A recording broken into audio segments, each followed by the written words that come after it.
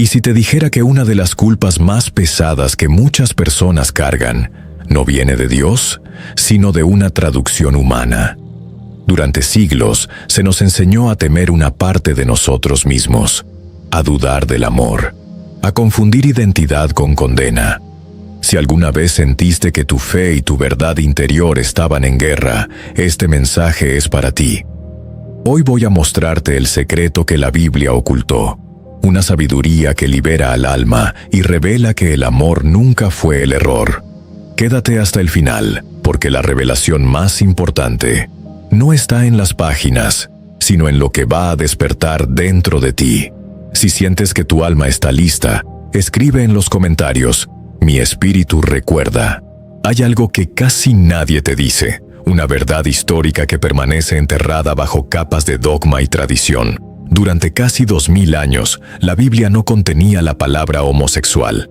Búscala en los manuscritos griegos originales del Nuevo Testamento. Revisa las traducciones latinas de la Vulgata. Examina las versiones en inglés anteriores al siglo XX. No está allí. Simplemente no existía. Los textos más antiguos, aquellos escritos en griego koiné que circulaban entre las primeras comunidades cristianas, utilizaban términos completamente diferentes.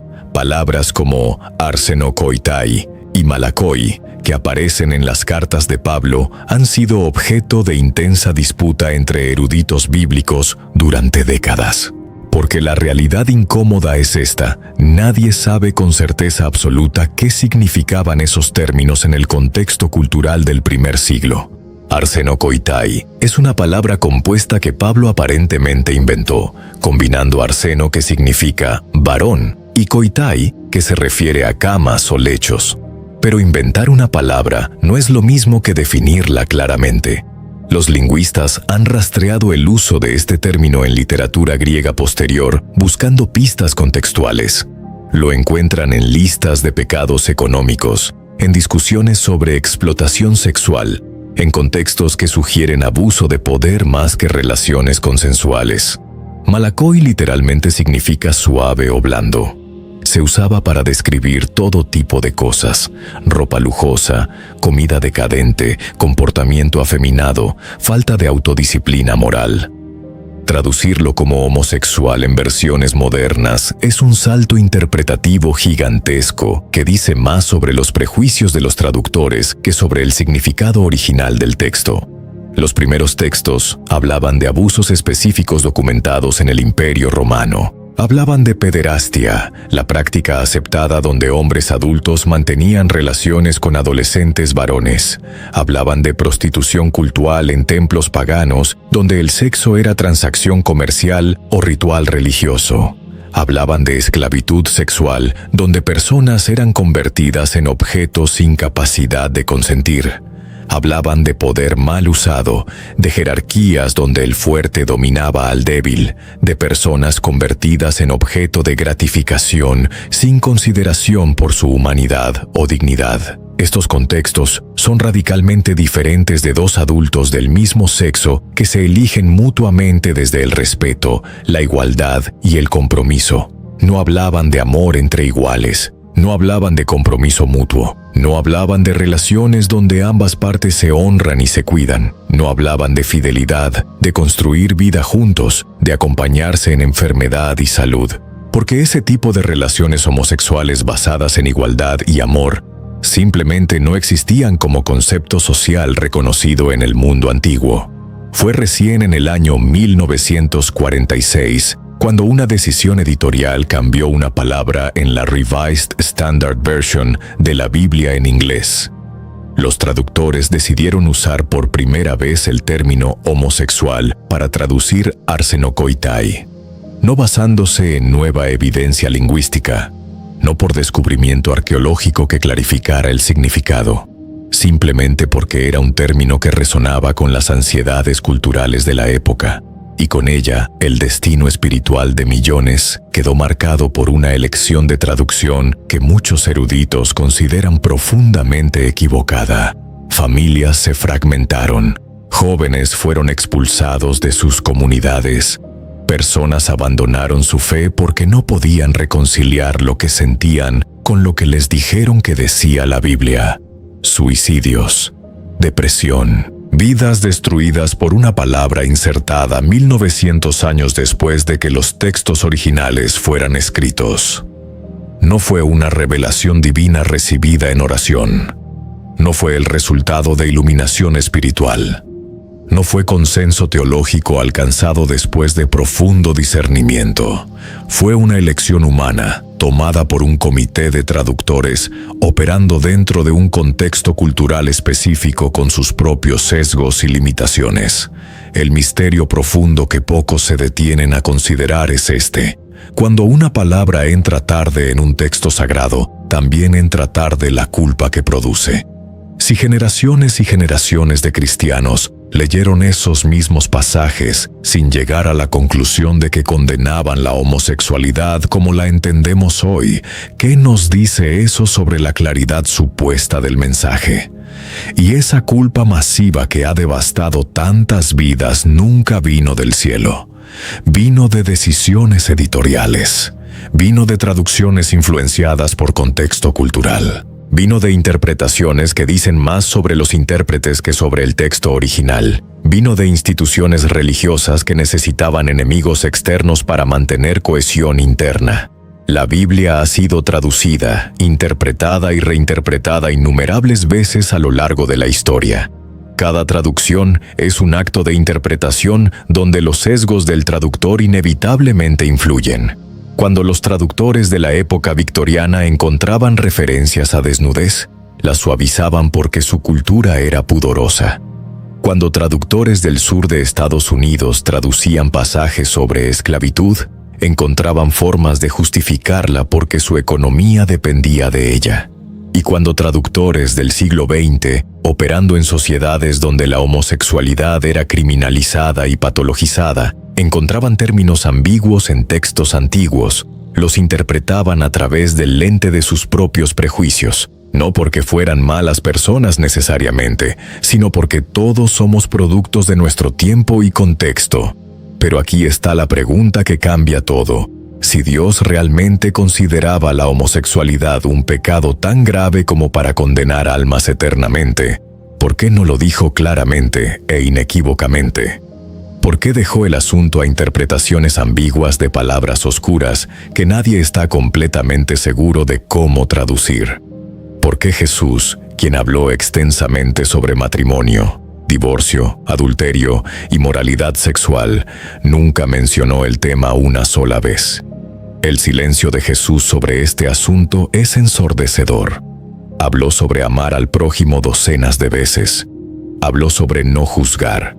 Habló sobre incluir a los marginados. Habló sobre hipocresía religiosa. Pero sobre personas del mismo sexo amándose, ni una palabra. Y ese silencio debería significar algo para quienes afirman seguir sus enseñanzas. Lo que sí dijo Jesús repetidamente es que conoceríamos la verdad por sus frutos, que un árbol bueno no puede dar frutos malos, ni un árbol malo dar frutos buenos. Entonces pregúntate, ¿cuáles han sido los frutos de interpretar estos textos como condena de la homosexualidad? Familias destruidas, jóvenes sin hogar, tasas de suicidio astronómicas entre adolescentes LGBT rechazados por comunidades religiosas, violencia justificada teológicamente, terapias de conversión que causan trauma psicológico profundo. ¿Son esos los frutos de una doctrina divina?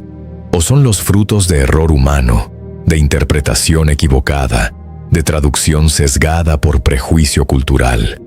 La respuesta debería ser obvia para cualquiera dispuesto a mirar honestamente. Si esto despierta algo en ti, escribe.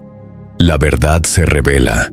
Tal vez conoces este dolor íntimamente, no como concepto abstracto, sino como experiencia vivida que ha marcado cada día de tu existencia. O tal vez lo has presenciado en alguien cercano, viendo cómo la luz en sus ojos se apaga lentamente bajo el peso de una culpa que nunca debió ser suya. La ansiedad silenciosa que se instala en el pecho desde la adolescencia, cuando empiezas a darte cuenta de que lo que sientes no encaja con lo que te enseñaron que deberías sentir. Ese nudo constante que aprieta cuando escuchas sermones sobre pecado y moralidad, sabiendo que están hablando de ti aunque no te nombren directamente. La hipervigilancia permanente, monitoreando cada gesto, cada palabra, cada mirada, para asegurarte de que nadie descubra tu secreto. El miedo a no ser aceptado que va más profundo que simple preocupación social. Es terror existencial. Es saber que si tu familia, tu comunidad, tu iglesia descubre tu verdad, podrías perder todo lo que conoces. Amigos de toda la vida que de repente te ven como extraño. Padres que lloran como si hubieras muerto. Líderes espirituales que te dicen que ya no eres bienvenido en el lugar que llamabas hogar. La sensación de que algo en ti está fundamentalmente mal, no como conclusión lógica, sino como creencia visceral grabada en lo más profundo de tu ser. Que eres defectuoso, roto, que Dios cometió un error contigo o que de alguna manera fallaste en convertirte en quien se suponía que debías ser.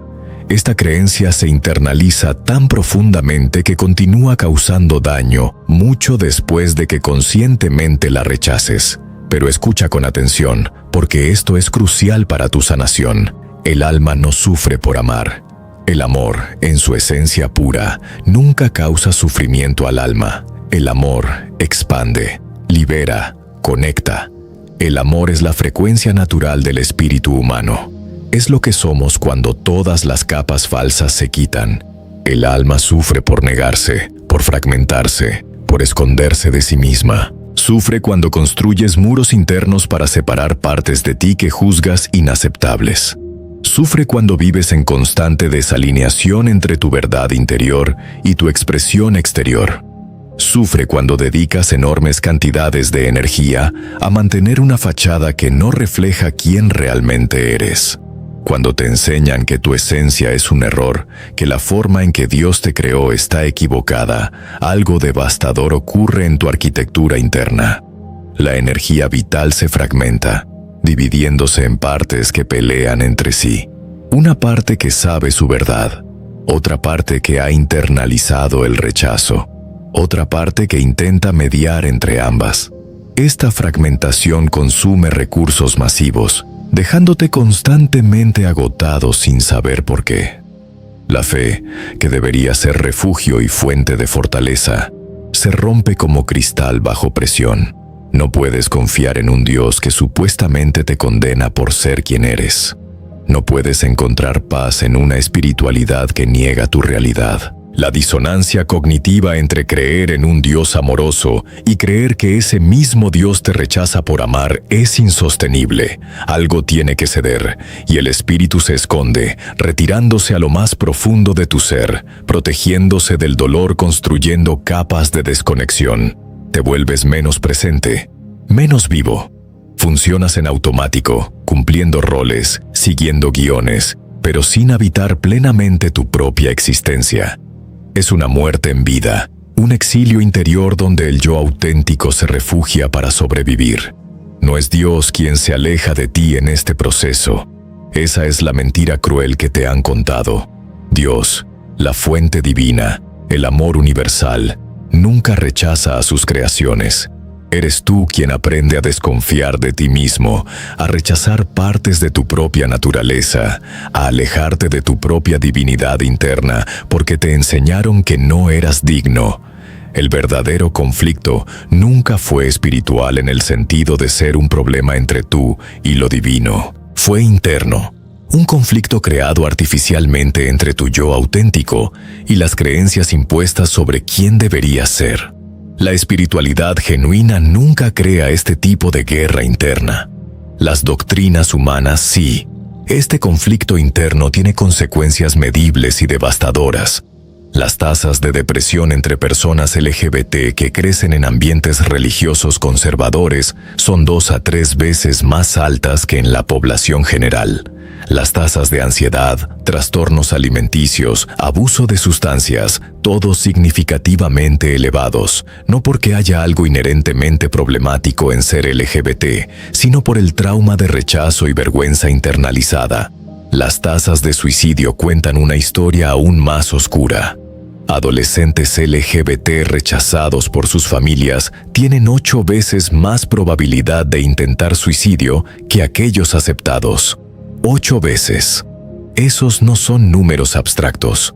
Son hijos, hermanos, amigos, vidas que podrían haberse vivido plenamente si no les hubieran enseñado a odiarse a sí mismos.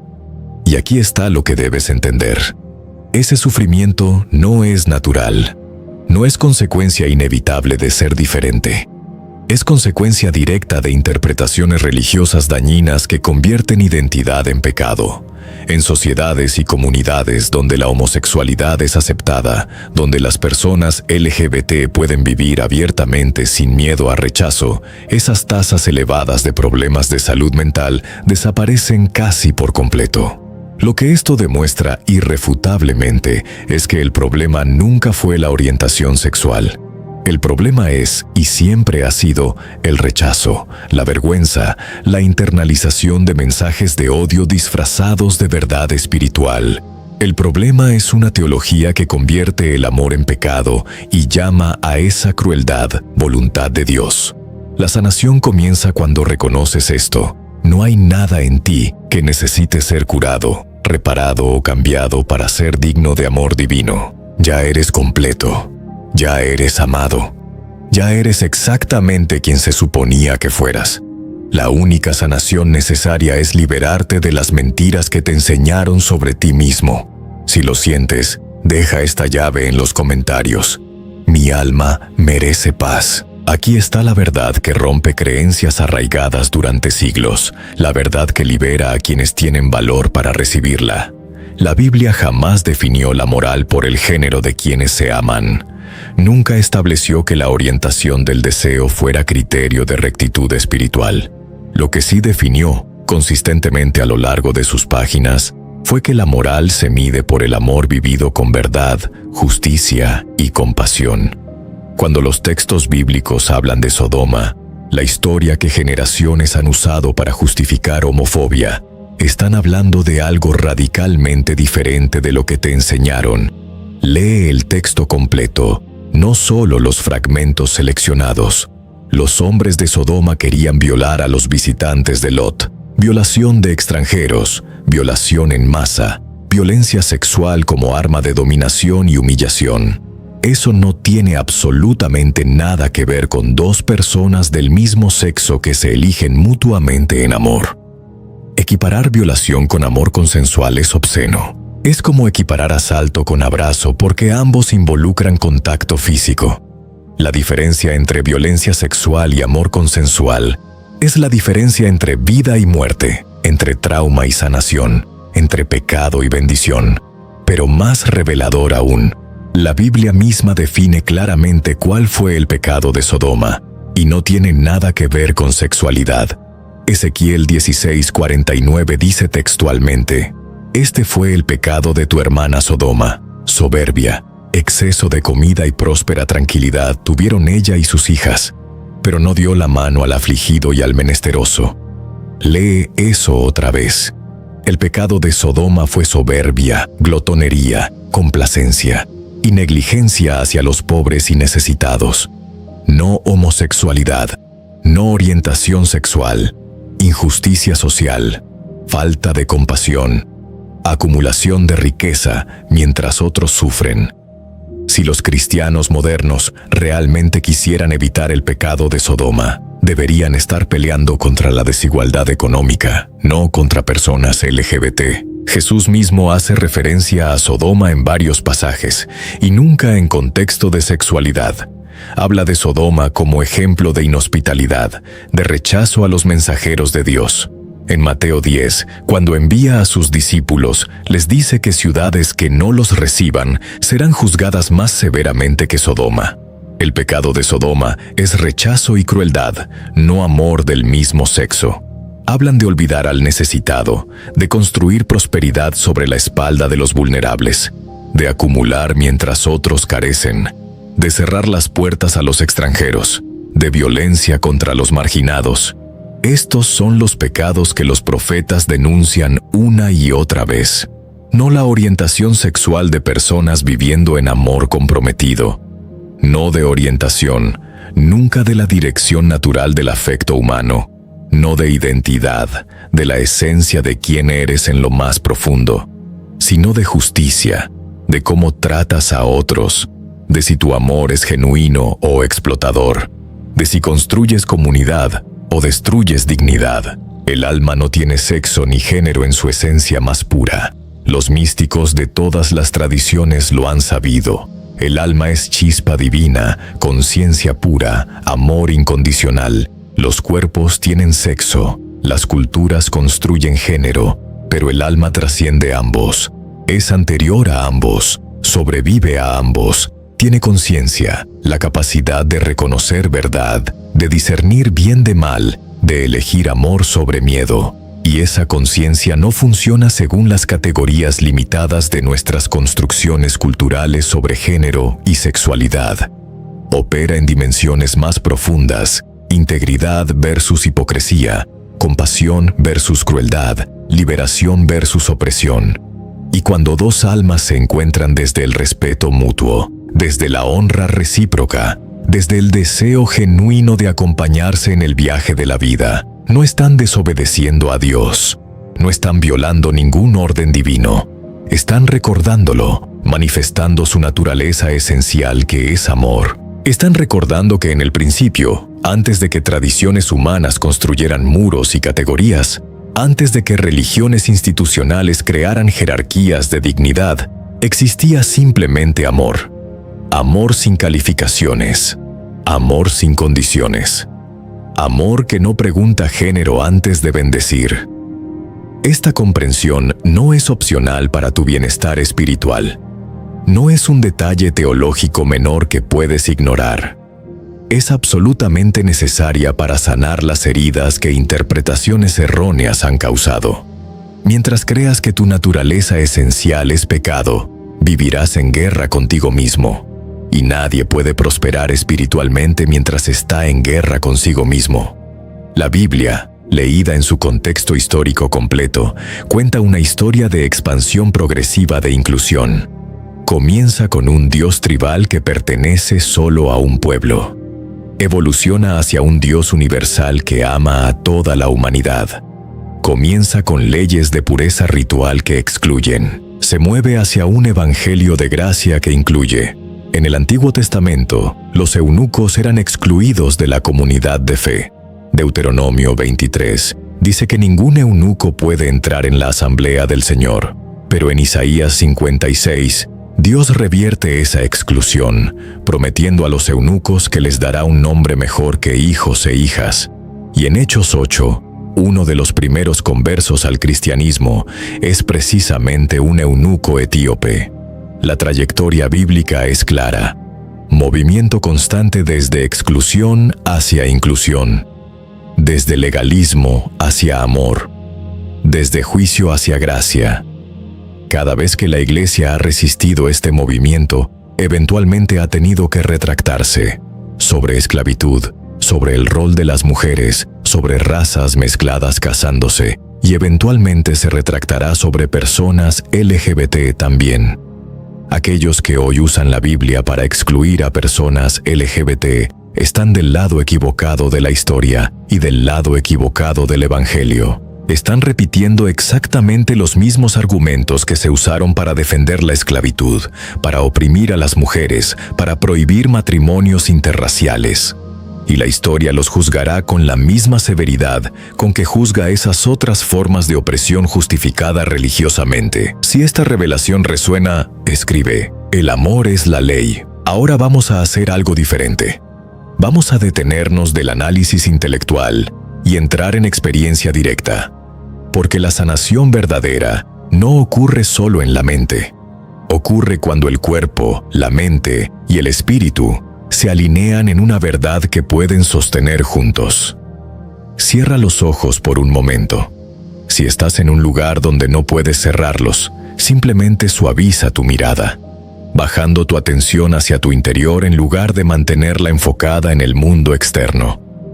Este es un momento para ti, no para las expectativas o juicios de nadie más. Y escucha, no con tus oídos, sino con esa parte de ti que sabe verdad cuando la encuentra. Escucha con tu corazón, que es más sabio que 1000 teologías. Escucha con tu cuerpo, que ha cargado la tensión de negarte a ti mismo y sabe cuándo finalmente puedes soltar. Lleva tu atención al centro del pecho, al espacio donde reside tu corazón físico, pero también lo que las tradiciones espirituales llaman el chakra del corazón, tu centro emocional y energético. Coloca tu mano sobre tu pecho si eso te ayuda a enfocar la atención allí. Respira lento, más lento de lo que normalmente respiras. Inhala contando hasta 4. Sostén la respiración contando hasta 4. Exhala contando hasta 4. Sostén vacío contando hasta 4. Este es el ritmo cuadrado de la respiración, usado por tradiciones contemplativas durante milenios, porque calma el sistema nervioso y abre puertas interiores. Con cada ciclo de respiración, siente cómo tu pecho se expande y se contrae. Nota cualquier tensión que haya allí. No intentes cambiarla, solo obsérvala con curiosidad compasiva. Esa tensión ha estado protegiéndote, tratando de mantenerte a salvo. Agradécele por su servicio. Y luego, gentilmente, dale permiso de soltar. Imagina una luz suave emanando del centro de tu pecho. No una luz brillante y agresiva. Una luz suave como la del amanecer. Una luz que no ciega sino que revela. Una luz que es tuya, que siempre ha estado allí, esperando que la notes. Ni masculina ni femenina esta luz. No tiene género porque viene de una parte de ti que es anterior al género, más profunda que las categorías que la sociedad usa para dividir y clasificar. Es simplemente vida, conciencia, amor en su estado más puro, solo viva, pulsando con su propio ritmo, expandiéndose con cada inhalación, estabilizándose con cada exhalación. No necesita que le digas qué hacer, solo necesita que dejes de bloquearla, que dejes de reprimirla, que dejes de convencerte de que no mereces brillar. Con cada inhalación, repite en silencio, no en voz alta, sino en ese espacio interior donde hablas contigo mismo. Soy creación, no error. Deja que esas palabras penetren más profundo que tu mente racional. Deja que lleguen al lugar donde vive la vergüenza y la reemplacen con verdad. Soy creación. Fui creado intencionalmente.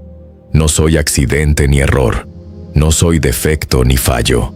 Soy expresión única de la creatividad divina.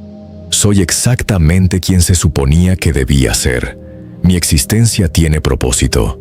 Mi presencia tiene valor. Mi amor tiene validez, no error.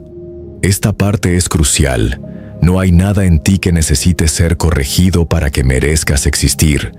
No hay nada que debas cambiar para ser digno de amor. No hay nada equivocado en tu naturaleza esencial. Los errores que te enseñaron a ver no son errores, son características. Son parte de tu diseño único. Con cada exhalación, suelta y repite. Me permito amar en verdad. Siente cómo al exhalar liberas todo lo que no te sirve. Juicios internalizados, vergüenza aprendida, miedo a ser quien eres. Todo sale con la exhalación como humo disipándose en el aire. Me permito. Esto es dar permiso, autorización a ti mismo. No esperar que otros te den permiso. No pedir aprobación externa. Tomar tu propio poder de vuelta y declarar, yo decido. Yo autorizo mi propia vida. Yo me doy permiso de existir plenamente. Amar. No solo sentir afecto privadamente. Amar abiertamente. Amar sin esconderse. Amar sin disculpas. Amar con la totalidad de tu ser. Porque el amor no es pecado. Nunca lo fue. Nunca lo será. El amor es lo más cercano que los humanos podemos llegar a experimentar directamente lo divino. En verdad. No en mentira, no en fachada, no en versión editada de ti mismo. En verdad completa, total, sin filtros. Amar desde tu autenticidad, no desde quien finge ser para mantener a otros cómodos. Porque solo el amor vivido en verdad tiene poder transformador. El amor vivido en mentira solo crea más fragmentación. Continúa con este patrón durante al menos 10 respiraciones. Inhala. Soy creación, no error. Exhala. Me permito amar en verdad. Deja que el ritmo se vuelva natural. Deja que las palabras se vuelvan sensación más que pensamiento. Deja que la experiencia te cambie en niveles más profundos que el intelecto. Siente cómo el peso se afloja. Esa presión constante en tu pecho que has cargado tanto tiempo que olvidaste que no era parte normal de existir. Ese nudo en tu garganta que hacía difícil hablar tu verdad. Esa tensión en tus hombros de cargar vergüenza que nunca fue tuya. Todo comienza a aflojarse. No necesariamente desaparece completamente en una sesión. La sanación profunda es proceso, no evento único. Pero nota incluso el aflojamiento parcial. Nota que es posible soltar aunque sea un poco. Eso es evidencia de que la sanación es real, de que puedes moverte de donde has estado atrapado. Como la vergüenza no puede habitar donde hay conciencia plena y compasiva. La vergüenza requiere oscuridad para sobrevivir, requiere que no mires directamente, requiere que te escondas de ti mismo. Pero cuando traes luz de conciencia amorosa a ese espacio de vergüenza, cuando miras directamente con compasión en lugar de juicio, la vergüenza simplemente no puede mantenerse. Se disuelve como niebla bajo el sol. No porque la fuerces a irse, no porque pelees contra ella, sino porque luz y oscuridad no pueden ocupar el mismo espacio simultáneamente.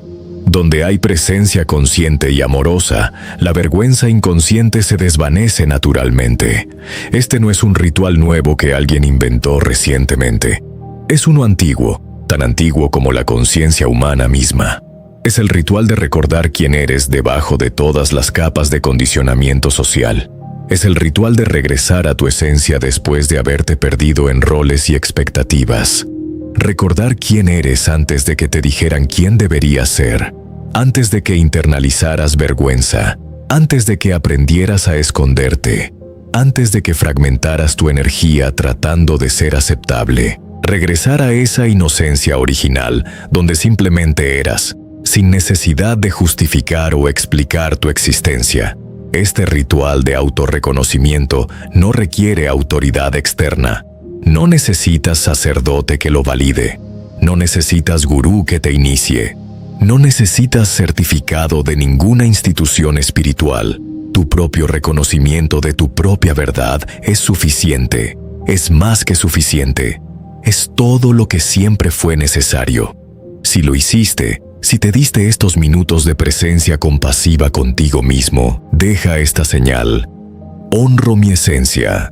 Cuando dejas de pelear contigo mismo, cuando finalmente depones las armas en esa guerra interior que ha consumido tu energía durante años o décadas, algo profundo se alinea en tu sistema.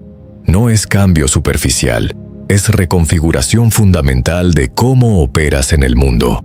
La fe, que durante tanto tiempo fue fuente de terror y ansiedad, se transforma. Se vuelve refugio genuino en lugar de amenaza constante. Puedes volver a acercarte a lo espiritual sin esa vigilancia agotadora de monitorear cada pensamiento para asegurarte de no estar pecando simplemente por existir. Se vuelve espacio donde puedes descansar en lugar de campo de batalla donde debes defenderte constantemente. La espiritualidad recupera su propósito original, conexión con lo sagrado, con lo que es más grande que tu yo individual. Deja de ser lista de reglas imposibles de cumplir sin negarte a ti mismo. La espiritualidad deja de juzgar y empieza a abrazar. Tus prácticas espirituales, si eliges mantenerlas, se vuelven actos de amor propio en lugar de intentos desesperados de ganarte aprobación divina que ya tienes y siempre tuviste. La oración se vuelve conversación en lugar de súplica. La meditación se vuelve presencia en lugar de escapismo. Y empiezas a notar algo extraordinario. Puedes abrazar tanto tu espiritualidad como tu identidad completa sin que una aniquile a la otra. Puedes ser persona de fe y persona LGBT simultáneamente. No son contradicciones. Nunca lo fueron. Solo te enseñaron que lo eran para mantenerte dividido y controlado. Quien ha caminado contra el rechazo, quien ha sobrevivido el dolor de ser marginado por comunidades que deberían haber sido refugio, Desarrolla algo que no se puede enseñar en seminarios teológicos. Desarrolla sensibilidad más profunda hacia el sufrimiento ajeno. Cuando conoces íntimamente lo que es ser juzgado, cuando has sentido en tu propia piel el peso de exclusión injusta, desarrollas radar para detectar cuando otros están siendo tratados injustamente. No puedes ignorarlo. No puedes mirar hacia otro lado cuando ves a otros siendo marginalizados, sea cual sea la razón. Desarrollas compasión más real que la que viene solo de enseñanza teórica sobre amar al prójimo. Es compasión nacida de experiencia compartida de vulnerabilidad. Sabes que palabras duelen porque te han cortado. Sabes que gestos de inclusión importan porque los has anhelado.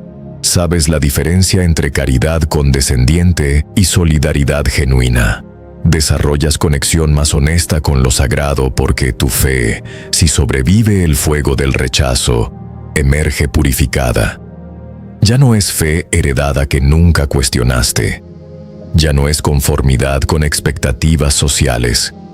Es fe elegida conscientemente después de haber pasado por el valle de la duda y la desesperación. Es fe que se sostiene no porque sea fácil o cómoda, sino porque genuinamente resuena con tu experiencia de lo divino. Es fe que no necesita enemigos externos para definirse. Es fe lo suficientemente fuerte para incluir en lugar de excluir, para amar en lugar de juzgar. No es debilidad como te dijeron. El dolor no es debilidad. La vulnerabilidad no es debilidad. Ser diferente no es deficiencia. El rechazo que has enfrentado y sobrevivido te ha hecho más fuerte de maneras que quienes nunca han sido probados no pueden entender. Es iniciación en misterios más profundos.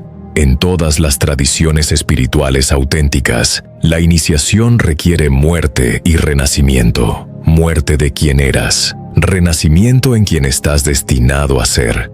Esa muerte simbólica que otros experimentan en rituales controlados, tú la has vivido de forma real y cruda. Has muerto a la versión de ti que intentaba conformarse. Has renacido en tu autenticidad. Ese proceso es iniciático.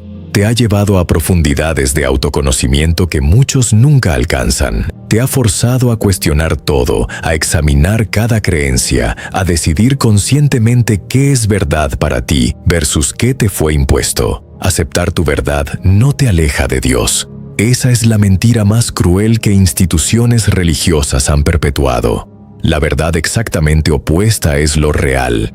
Aceptar tu verdad te acerca a lo divino porque te acerca a tu esencia auténtica. Y tu esencia auténtica es donde reside la chispa divina.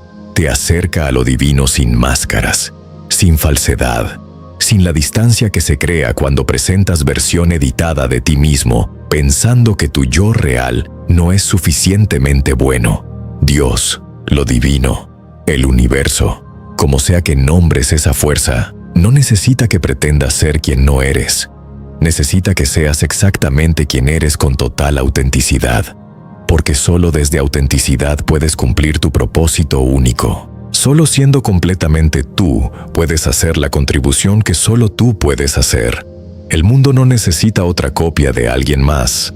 Necesita tu expresión única de humanidad y divinidad entrelazadas.